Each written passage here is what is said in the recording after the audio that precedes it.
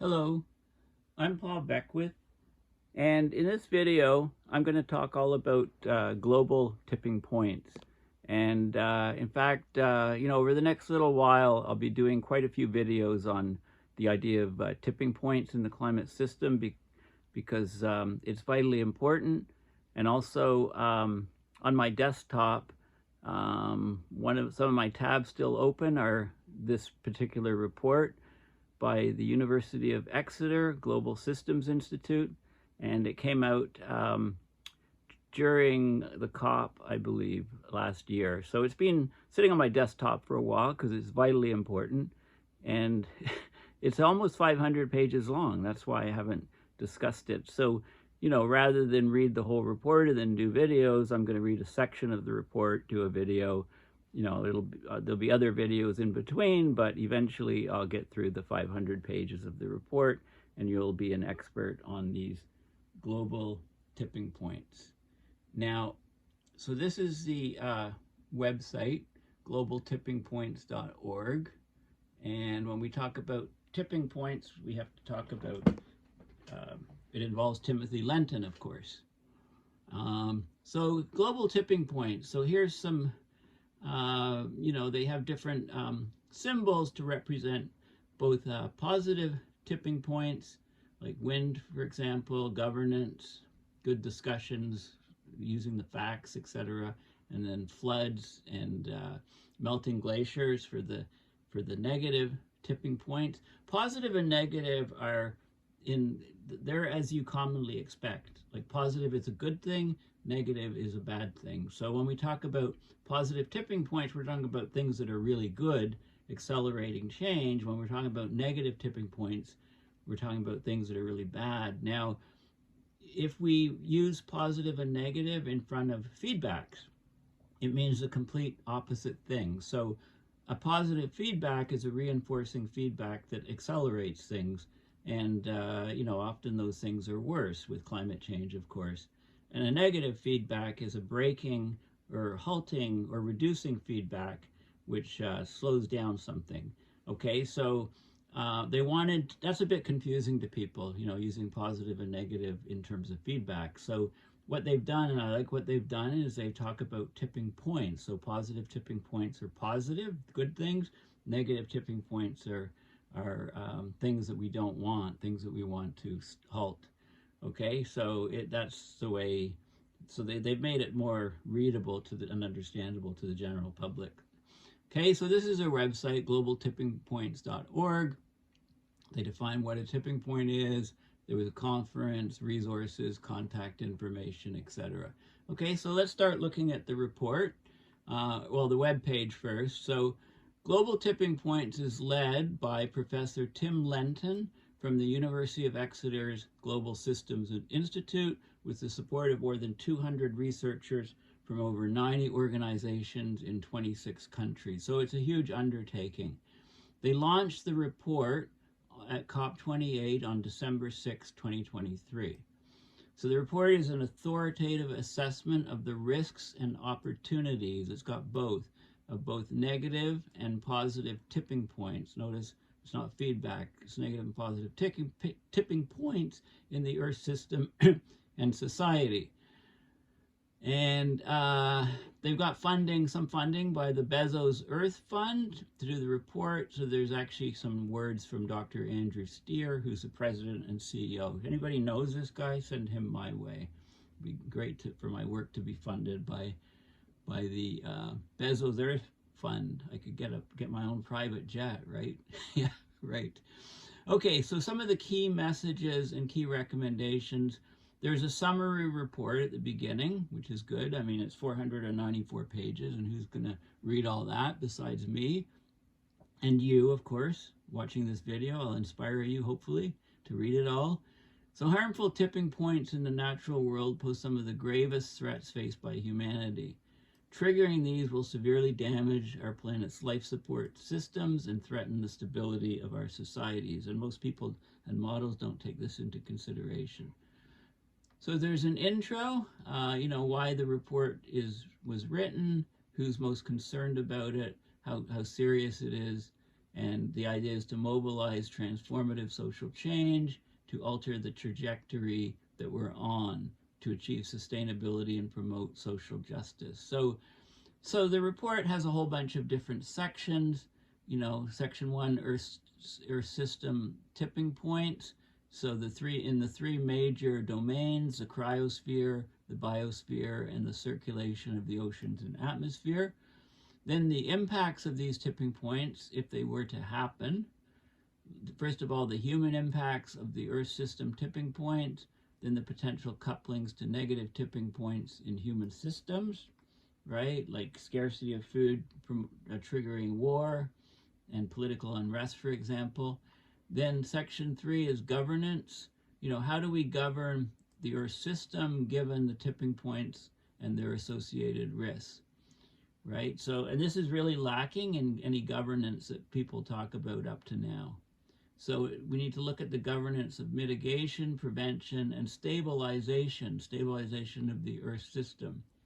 So focusing on the governance of the impacts, including adaptation, where we're vulnerable, loss and damage. And then, of course, we get to the fun part: positive tipping points in technology, economy, and society. So this section focuses on the positive tipping points, the things that are going to save us in technology, the economy, and society. It basically provides a framework for understanding and acting on positive tipping points. And there's case studies in energy, food, transport, mobility systems with a focus on demand-side solutions. So those are the things, and of course it's a race. You know, we want to have positive tipping points surpass negative tipping points. Right now, the opposite is happening. There's good infographics here. This is showing the negative ones from the Earth system. This is showing the positive ones. And hopefully we can get the positive ones to exceed the negative ones and stabilize the climate. Okay, so some funding. So it's a University of Exeter report, the Global Systems Institute there. Tim Lenton is the lead person putting it all together. Bezos Earth Fund provided the funding. There's the Earth Commission, Systems Change Lab, System IQ, and you know had other input. So this is a website. So it's just global-tipping-points.org. Okay, so I downloaded the report, and here we are, 494 pages. But before I get into this, I just want to mention the eclipse again, because it was pretty profound, pretty amazing experience. So, you know, it was 115 mile wide, which is about 190 kilometers. You know, we had, you know, if you're in the path of totality, in the narrow path, then you were plunged into basically darkness, because the disk of the moon basically slipped in front of the sun, obscuring its face. So it allowed us to see this rosy, fluffy crown, the corona. Corona is Spanish for crown, I believe. And it first appeared, you know, the eclipse first appeared in Mazatlan, Mexico, and it went all the way across from US and Canada over to Newfoundland. It's the last spectacle of its kind for a generation in North America. The next one is August 23rd, 2044. So this is a very special year for solar physics because, you know, it was born in 1868 when there was a total eclipse and people saw the corona, and they had some spectrometers. They measured the infrared lines, the spectrum, and they said, okay, there's a lot of helium in the sun. So, you know, basically they named the gas helium after the Greek god Helios, who represented the sun. And then there was a solar eclipse a year later in the US and in Iowa, and they saw something odd in the sun spectrum. They saw a bright green line in the corona, and they called it coronium, and it was called that for 70 years. And then somebody finally identified it as a very, very strange form of excited iron. It had been ionized 13 times. Unbelievable. So it lost 13 electrons, half the electrons in the iron atom. The only way you can get that is with a temperature of 2 million degrees Fahrenheit. Problem is, the surface of the sun is 10,000 degrees Fahrenheit.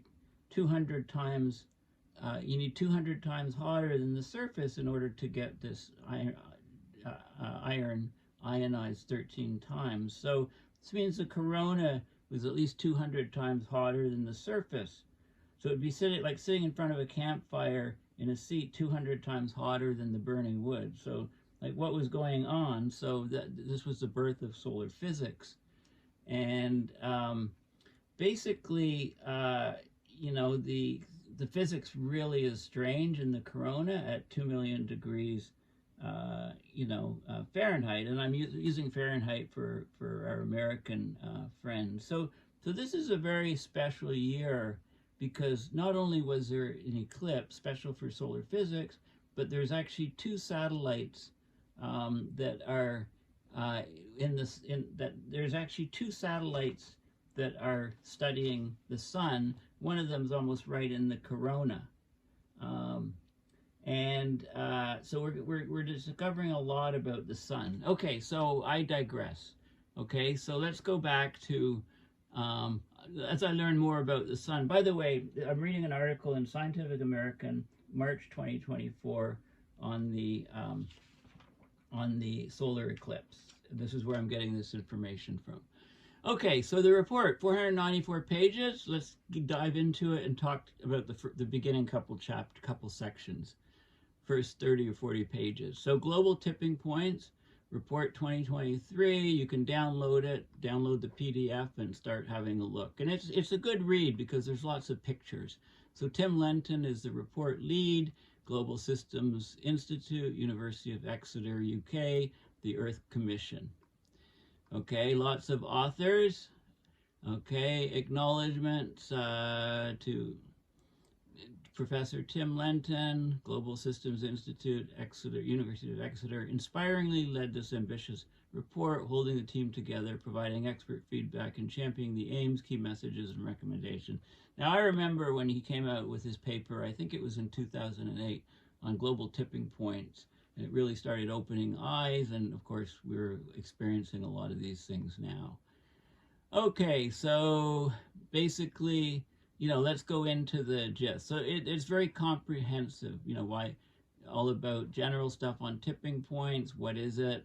Risks of tipping points, which is the probability of it occurring times the impact if it does occur. Then about the Earth system tipping points in the cryosphere, in the biosphere, and in the ocean and atmosphere.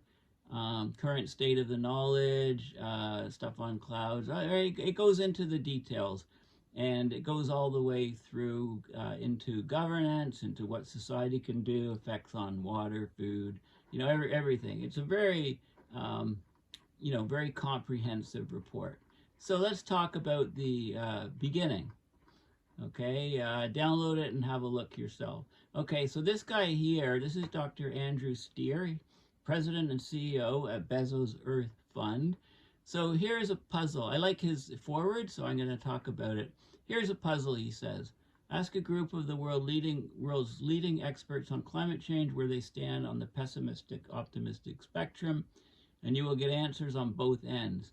Many will say we're heading for disaster at a scale that we are only beginning to understand, while others will say we are seeing potential progress at a rate and scale that shocks even the optimists. Just look at those cost curves for basically the clean energy revolution. They can't both be right, or are they? Right? This remarkable global tipping points report shows that both are indeed correct. It's only by holding these seemingly inconsistent positions continually in view that we will be able to act with the inspiration and courage necessary to prevent catastrophe. So we are heading for a disaster on a scale that is enormous, but we're seeing huge progress at the clean energy economy and other things, right? So who knows which will win out? Well, hopefully we can overcome the vicious feedbacks, if you like. the negative tipping points. So things are really bad, right? Devastating climate events and nature loss are here today. This is not tomorrow's problem, right? We're heading on trajectories to much warmer temperatures. We may pass these critical Earth system tipping points. They were once considered low likelihood. They become high likelihood events now. Like the runaway collapse of the Greenland Antarctic ice sheets that would redefine coastlines worldwide, the dieback of the Amazon rainforest to tip into a savanna-like ecosystem, coral reefs, warm water coral reefs are basically unraveling, right? And we're going to much higher and higher temperatures. And the scientific community has warned of the possibility of runaway climate change for some years, but never before have we had such a comprehensive assessment of the negative tipping points in this report. So this is a very comprehensive report. Well, is it too late? What do you mean by too late? It is for some, hopefully not for most. The good news is that it is not too late, he says. Because there are many dangerous negative tipping points, so too there are very significant positive tipping points in our near-term future if we have the courage and ambition to seize them. Right, and he goes on, he talks about the example of electric vehicles. He says the possibility of changing course much more rapidly than is commonly understood is there. Potential for exponential change in food systems. So we're getting there. There could be positive tipping points. Right, these positive tipping points will not be reached without effort. They need financial investments, policy support, courageous leadership, behavioral change, tech innovations, and social action to enable the conditions to alter the balance so that positive tipping points can occur before the negative ones take us down. Equity and justice are at the heart. Okay, so basically he's saying we have the knowledge, resources, and capability to implement the solutions at speed and scale, but we must act now and in unison. Together we can ensure positive change is unstoppable, irresistible, undefeatable. The decisions we make in the next few years will affect the future of humanity for the next 1,000. It's not too late, but later is too late. So tomorrow is too late, but we can always say it's not too late. Okay, so I'll just talk about some of the quotes. This is somebody at the Rocky Mountain Institute. Exeter has written a brilliant analysis of the key issues of our time. How to trigger positive renewable tipping points before we are overwhelmed by negative climate tipping points. Time is short, focus is vital, but there is hope and there are solutions. Hopium, right? Here's a UK guy. The Global Tipping Points Report is essential reading for businesses, governments, any organization who wants to be competitive and capture global markets in the transition to a net zero economy. Low carbon technologies are growing exponentially. Understanding positive tipping points will enable countries and boardrooms to stay ahead of the curve, right? And so accolades for the report. I like this graphic because these are the positive tipping points. Solar photovoltaic, electric cars, changing agriculture, forestation and afforestation, cycling as a mode of transportation, very efficient, growing enough food, collaboration between countries and people within countries and all groups, not this cutthroat, knock down the other guy because it's not your industry, climate justice, and wind power. So those are the positive tipping points, and they require governance in order to get them. These are the negative ones that you're more familiar with.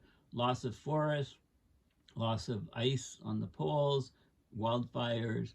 I think this looks like landslides, but I think it's meant to be marine ice cliff instability, so collapsing ice sheets at the ice-ocean interface. Wave action, waves increasing, sea level rising, flooding, both from the coast and also flooding from torrential rain events, droughts in other cases leading to crop famine, biodiversity loss, and these are the socioeconomic impacts, wars, etc., etc. So we've got the Earth system tipping point, that then have impacts that then cascade into socioeconomic impacts. Okay, so basically, harmful tipping points in the natural world pose some of the gravest threats faced by humanity.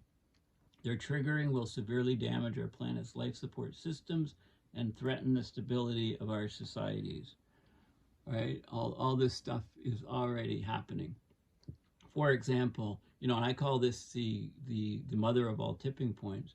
The collapse of the Atlantic Ocean's great overturning circulation, combined with global warming, could cause half the global area for growing wheat and maize to be lost. So losing half of the food crops, basically.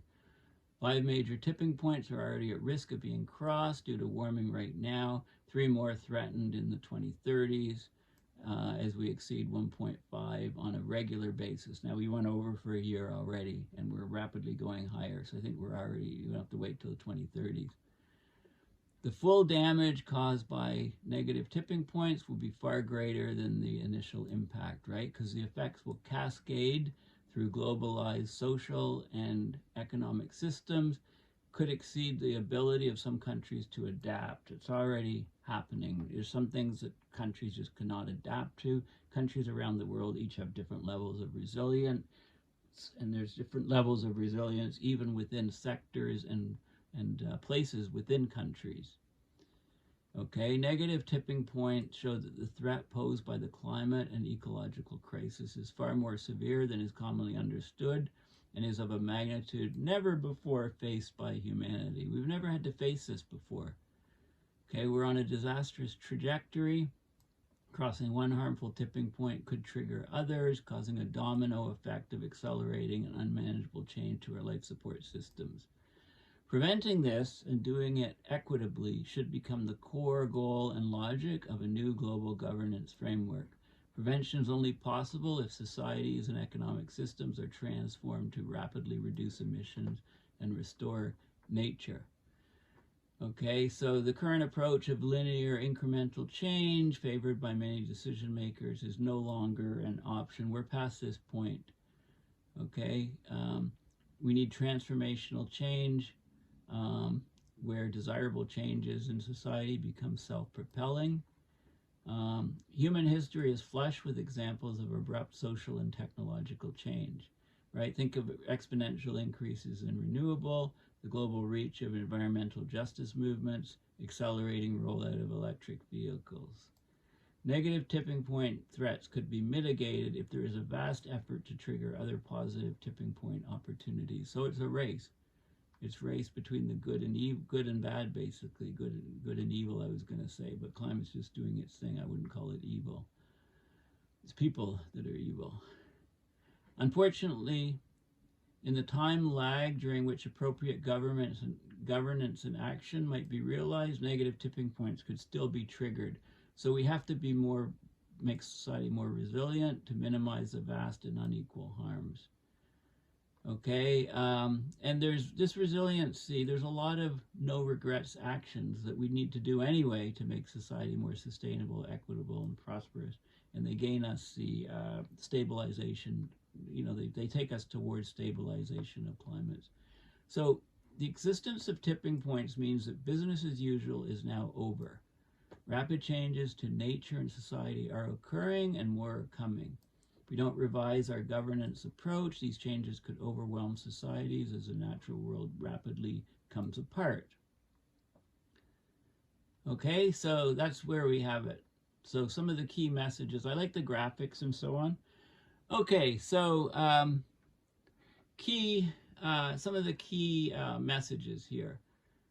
Key message 1, climate change and nature loss could soon cause tipping points in the natural world. Okay, environmental stresses could become so severe that large parts of the natural world are unable to maintain their current state, leading to abrupt or irreversible changes. Okay, so these are called Earth system tipping points. Okay, 5 major tipping systems are already at risk of crossing tipping points at the present level of global warming, right? The Greenland ice sheet, the West Antarctic ice sheet, warm water coral reefs, the North Atlantic subpolar gyre circulation, and the permafrost regions of the world. Okay, key message 2. These tipping points pose threats of a magnitude never before faced by humanity. Okay, I mean, the rate of change is just, abrupt. These threats could materialize in the coming decades and at lower levels of global warming than previously thought. They could be catastrophic, including global scale loss of capacity to grow major staple food crops. Triggering one Earth system tipping point could trigger another, causing a domino effect of accelerating and unmanageable damage. Tipping points show that the overall threat posed by the climate and ecological crisis is far more severe than is commonly understood. Okay, and you can see drought here, you can see flooding here, coastal or inland flooding, and you can see fires, wildfires here. What was on this one? Similar sort of things. Key message 3. The effects of tipping points will be transmitted and amplified throughout our globalized world. So you think you're living in a stable place? Well, every place on the planet will be affected by these tipping points because they affect its global cascading things. This will multiply crises in the same way that the COVID-19 pandemic caused cascading stress to societies and economic systems globally with unequal and unjust consequences. These impacts could escalate to threaten the breakdown of economic, social, and political systems, triggering disruptive tipping points in societies experiencing stresses beyond their ability to cope. Okay, so some of the socioeconomic things, wars and friction, geopolitical unrest. Key message 4. Stopping these threats is possible, but requires urgent global action. Okay, so this is a claim, hopefully it's correct, but it's an unverifiable claim until it actually happens. Global governance is currently inadequate to minimize tipping point threats and to do so equitably. Governance is needed across multiple scales to address the different drivers, rapid changes, and diverse, often irreversible impacts of tipping points. Okay, an immediate priority for governance actors is to set an agenda for developing the framework. Governance must also guard against counterproductive reactions to tipping point threats, like the misguided reliance on speculative solar geoengineering approaches. What? We need solar geoengineering approaches. I guess we'll find out more in this report, how their view on it, but that's our only hope, I think. Even with urgent global action, some Earth system tipping points may be unavoidably crossed. Key message 5. Okay, because they're in motion and it takes time to, it takes time. So some Earth system tipping points may still be triggered in the time it takes us to undertake global emergency action. Okay, so there's some things, the more we wait, the higher the risk of triggering Earth system tipping points, and then we can get more triggered and cascading domino effect, creating like a vicious cycle. Key message 6. Positive tipping points can accelerate a transformation towards sustainability. Okay, a scale and pace of action necessary to mitigate tipping point threats can be achieved, partly because similar tipping dynamics exist in societies and can work in our favor. These positive tipping point opportunities can be exploited, whereby coordinated strategic interventions can lead to disproportionately large and rapid benefits that accelerate the transition of societies towards sustainability. Okay, and there's lots of positive, there's lots of cascading and domino effects in the positive tipping points as well. It's not just in the negative ones. One positive tipping point can trigger others, creating a domino effect of change. That's key message 7. For example, as electric vehicles pass a positive tipping point towards becoming a dominant form of transport, it reduces the cost of battery technology. Lower cost batteries provide essential storage capacity to reinforce the positive tipping point to renewable power, which can trigger another tipping point in producing green ammonia for fertilizers, shipping, etc. So the cascading and domino effect also happens with on the positive side. Triggering positive tipping points, however, requires coordinated action that considers equity and justice. Equity and justice. Many areas of society have the potential to be tipped, including politics, social norms, and mindsets. But these opportunities are not realized on their own. Concerted and coordinated action is usually needed to create the enabling conditions for triggering positive tipping points. So we need to do it ourselves. We need governance to do it. Once near a tipping point, it may even be triggered by relatively small groups with targeted action. Okay. Key message 9. We need a deeper understanding of tipping points, but without delaying action. So it's no good just to say more research is needed. More research is needed, of course, but we know enough to know that we have to act urgently at top speed on a climate emergency basis. Governments around the world have declared a global climate emergency, but have done nothing to match those words, or done very little. This quest for knowledge must not delay or slow action. We know enough to identify that the threat of Earth system tipping points demands an urgent response. Indeed, our best models likely underestimate tipping point risks. The world is largely flying blind into this vast threat. Key message 10. Positive tipping points can create a powerful counter effect to the risk of Earth system tipping points cascading out of control. Okay, so we're in a tug-of-war here, to save the planet, basically.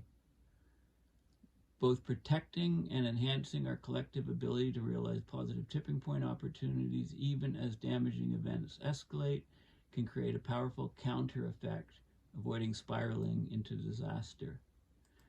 Doing so means urgently making our societies more resilient to the new era of rapid change and implementing equitable global governments. Tipping point 10. Okay, now there's a bunch of some key recommendations. This, of course, is a no-brainer. We have to phase out fossil fuel and land use emissions now. We have to slash emissions. We have no choice. The International Energy Agency report, Global Energy Update 2023, claims that coal, oil, and natural gas will all peak this decade. The growth of the clean energy economy is going in leaps and bounds, so we have to keep accelerating it and accelerate it even more. The scale of threat posed by Earth system tipping points underlies the critical importance of the 1.5°C temperature goal, and means that global mitigation should now assume an emergency footing. Well, we passed 1.5 for a whole year, right? Generally, I guess when they talk about it, they mean for a decade or something. Anyway, we're there already. We have to phase out fossil fuel emissions worldwide before 2050, a rapid end to land use change emissions, and shift to worldwide ecological restoration. Countries should reassess their highest possible ambitions accordingly, particularly wealthy, high-emitting nations that have the means. We have to strengthen adaptation and loss and damage governance, because we're going to pass some Earth system tipping points. We're too close. We're triggering them. They're going to cause severe and spatially uneven impacts on societies and interconnected ecological, social, and economic systems. They'll be felt by the most vulnerable communities within and between nations, with knock-on impacts for global inequality, stability of the world economy, and geopolitics. Okay, so we have an urgent impetus to strengthen adaptation and loss and damage. Okay, and that was one of the big things that was discussed at this previous COP in Dubai. We need to include tipping points in nationally determined contributions. That should be a small s, the last one, and the global stocktake. Okay, so the global stocktake, or GST, future revisions of nationally determined contributions, NDCs, and in associated national and subnational policy measures, we need to consider Earth system tipping points and the positive tipping points. Future global stocktake should assess collective progress towards preventing Earth system tipping points, addressing potential impacts, and fostering positive tipping points.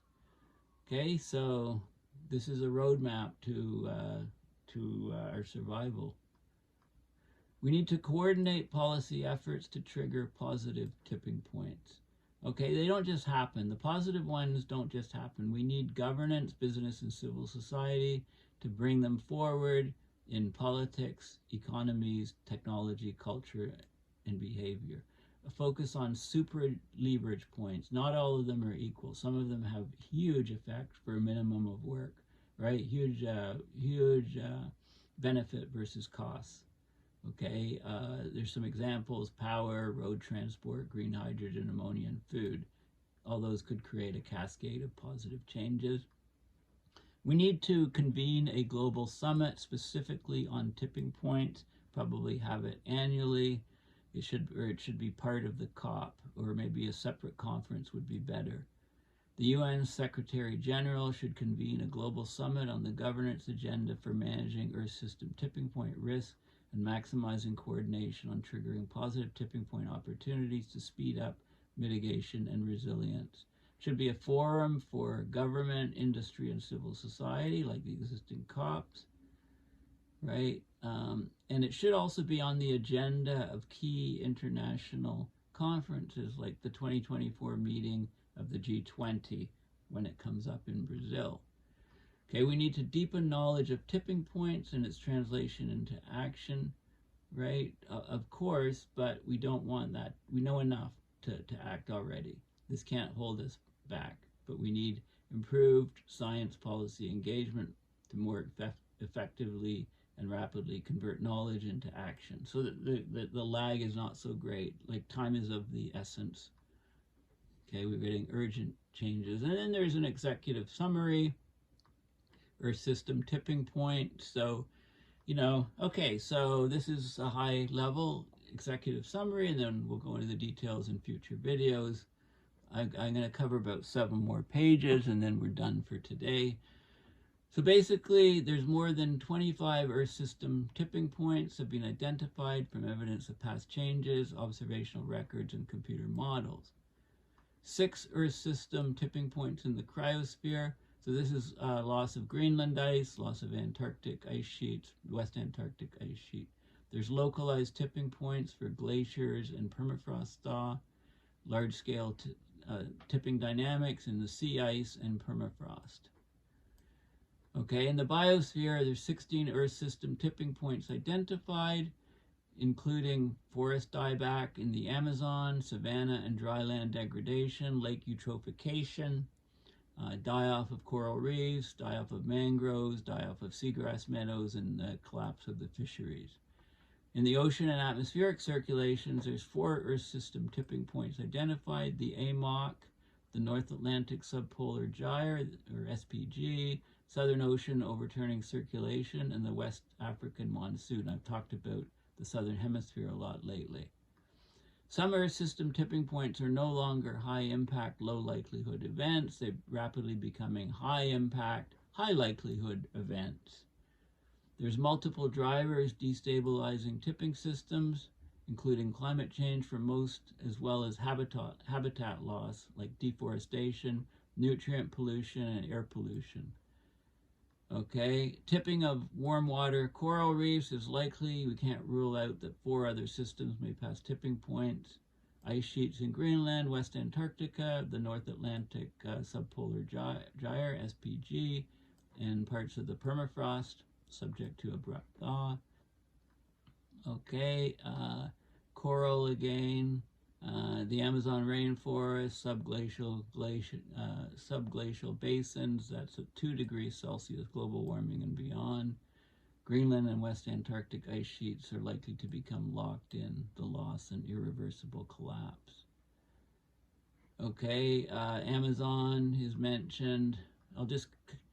Okay, and the idea of cascading, right? Tipping cascades. One thing tips, causing another to tip, like a stack of dominoes or a house of cards. Tipping systems in the climate are closely coupled. That makes the domino effects more likely. Most interactions between climate tipping systems are destabilizing, right? The positive tipping points are the ones that we have from our governance. It's what we can do as humans living on this planet. We're rapidly approaching individual tipping points for many of these systems, and tipping cascades is a big threat. We need early warning signals, EWS. So these have been detected that are consistent with the Greenland ice sheet, the AMOC, the Amazon rainforest heading towards tipping points from these. So we need better and more early warning signals. The loss of resilience is one signal. It's the ability to recover from perturbations is expected before we reach a tipping point. So a critical slowing down of the oscillations, I mentioned that in the past. That's what they're talking about here, loss of resilience. Loss of resilience can occur in systems without tipping points, so we need to know if a system's prone to tipping in the first place. So there are systems, we've got these early warning signals about Western Greenland, the AMOC, and the Amazon rainforest. And we can lower the risk of crossing these Earth system tipping points by rapidly reducing anthropogenic drivers of climate change. So we got to rapidly, urgently, and ambitiously reduce greenhouse gas emissions and other forcing agents like black carbon, aerosols for the monsoons. I don't see sulfur in there. That needs to be looked at. I don't know if this discusses James Hansen's most recent work. I guess not, because it came afterwards, but he's been talking about sulfur in shipping fuels for a long, long time now. The risk of crossing biosphere tipping points could be minimized by rapidly reducing the climate forcing and also deforestation, habitat loss, and pollution. We need ecological restoration, conservation, supporting sustainable likelihoods. And this is a map here. This is sort of a key map. So what we have is, A, B, C, D, E are the closest to tipping. So we've got the loss of coral reefs around the planet. Water's just too warm. Loss of Greenland ice sheet. We've got loss of West Antarctic ice sheet. We've got basically the what's D? D is the boreal forest. D is actually permafrost, loss of permafrost, and E is the subpolar gyre. It's that global warming hole or the cool spot, and then we've got the AMOC. Okay, so those are some of the key tipping points in the climate system. And the different colors, this is a great map. The different colors are like different regions, like tropical dry forest, boreal forest, tundra, drylands, lakes, etc. Okay, so you can see the different colors and the different shadings of the cryosphere. So we've got the cryosphere, ocean, atmosphere circulation, and then the biosphere. Okay, so the color coding is really, really good. So we've got them. So mangroves, for example, are just on certain coastlines. Okay, you can see, on islands and certain coastlines, mangroves, fisheries, savannas and grassland is the orange. Savannas and grasslands is these strips, and the yellow is the drylands or desert. So it's an excellent map showing what areas are closest to tipping according to the report. So the report recommends a whole bunch of different priorities. I like how they summarize it here. So we have deep uncertainties about Earth system tipping points, and we can reduce them by learning more about it.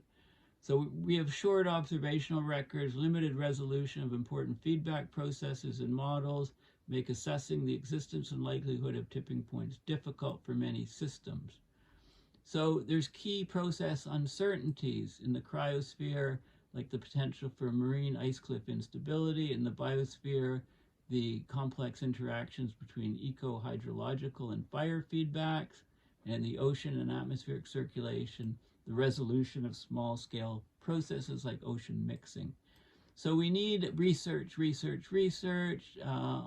paleo data, we need Earth observations, model development, all these people should be thrown in a room and lock the door. They need to be share knowledge across disciplines and a systematic model intercomparison project specifically on tipping points. So we can assess the Earth system tipping point interactions and possible cascades, right? More knowledge, the better. We can find direct causal interactions and indirect feedbacks. Paleoclimate data, past abrupt changes is key. A fresh elucidation of expert knowledge. Have conferences every year on this.